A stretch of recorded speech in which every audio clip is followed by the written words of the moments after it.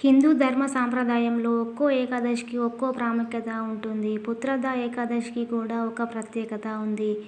శ్రావణ మాసంలో వచ్చే శుద్ధ ఏకాదశికి పుత్రద ఏకాదశి అని కూడా అంటారు. భవిష్య పురాణంలో పుత్రద ఏకాదశికి చాలా విశిష్టత ఉంది. ఇప్పుడు ఆ కథ గురించి తెలుసుకుందాం. మహాజిత్తు అనే మహారాజు పాలించే రాజ్యంలో ఉన్న ప్రజలు అంతా సిరి సంపదలతో సంతోషంగా ఉంటారు. కానీ రాజుగారికి సంతానం లేదు. ఈ కారణంగా దేశ ప్రజలు బాధతో ఉండేవారు. మహారాజు సంతానం కోసం తిరగని పుణ్యక్షేత్రం లేదు. దీనికి పరిష్కారం మహారాజుకు తెలుస్తుంది. అదేమిటంటే రాజ్యానికి దగ్గరలో లోమశుడనే మహర్షి దగ్గర ఉందని, ఆయన్ని దర్శించుకొని వారికున్న సందేహము విన్నవించుకుంటారు.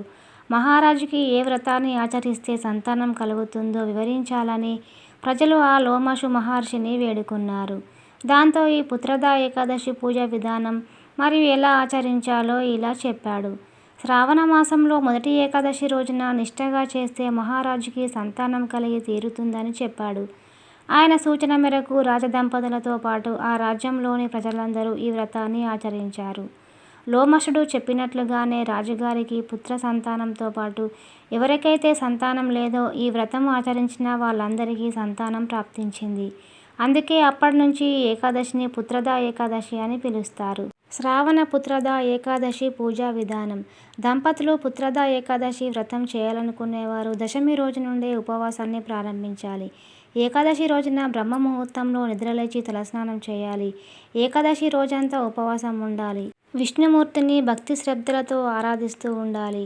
విష్ణు సహస్రనామం వంటి స్తోత్రాలతో పూజించాలి. ఆ ఏకాదశి రోజున రాత్రిపూట జాగరణ చేయాలి. తర్వాత రోజున దగ్గరలో ఉన్న ఆలయాన్ని దర్శించాలి. ఉపవాసాన్ని ద్వాదశి గడియలు ముగిసేలోగా విరమించాలి. నిష్ఠగా ఉపవాసాన్ని చేస్తే మోక్షం సైతం సిద్ధిస్తుందని నమ్మకం మరియు సంతానం కలుగుతుంది. శ్రావణ పుత్రద ఏకాదశి ఆచారాలు. శ్రావణపుత్ర ఏకాదశి నాడు ఉపవాసం ప్రధాన ఆచారం. మగబిడ్డ కోసం ఆరాటపడితే భాగస్వాములిద్దరూ తప్పనిసరిగా ఉపవాసం పాటించాలి. సంతానం కావాలనుకునే దంపతులు కఠినమైన ఉపవాసాన్ని పాటించాలి. ఆరోగ్య కారణాల వలన ఉపవాసం ఉండలేని వారు పాలు, పండ్లు తీసుకోవచ్చు. శ్రావణపుత్రద ఏకాదశి నాడు ధాన్యాలు, పప్పులు, బియ్యం, ఉల్లిపాయలు మరియు మాంసాహారము అసలు తినకూడదు. వ్రతం దశమి నాడు ప్రారంభమవుతుంది. దశమి రోజు సాత్వికమైన ఆహారాన్ని మాత్రమే తీసుకోవాలి. దశమి రాత్రి సంపూర్ణ బ్రహ్మచర్యం పాటించాలి. ఏకాదశి సూర్యోదయం నుండి ద్వాదశి తెల్లవారుజామున వరకు ఆహారం తీసుకోకూడదు. పూజా కృత్యువులు ముగించి బ్రాహ్మణుడికి స్వయం పాకము ఇచ్చి ఉపవాసం విరమించాలి. శ్రావణ శుద్ధ ఏకాదశి రోజున శ్రీ మహావిష్ణువును భక్తితో, ఉత్సాహంతో నిష్ఠగా పూజించాలి. పూజా స్థలంపై విష్ణుమూర్తి విగ్రహాన్ని లేదా చిత్రపటాన్ని ఉంచి పంచామృతం అభిషేకం చేయాలి.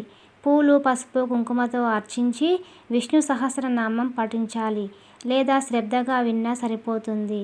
శ్రావణపుత్రద ఏకాదశిని చూసేవారు విష్ణువును స్తుతిస్తూ భజనలు, భక్తి పాటలు పాడుతూ రాత్రంతా జాగారం చేస్తారు.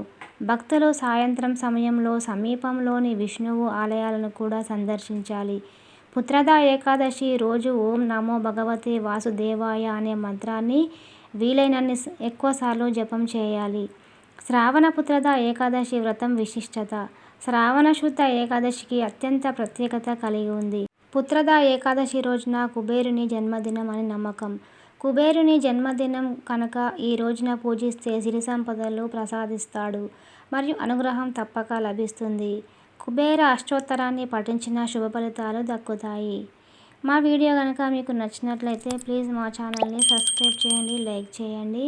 మీ యొక్క బొంతల వర్షిణి.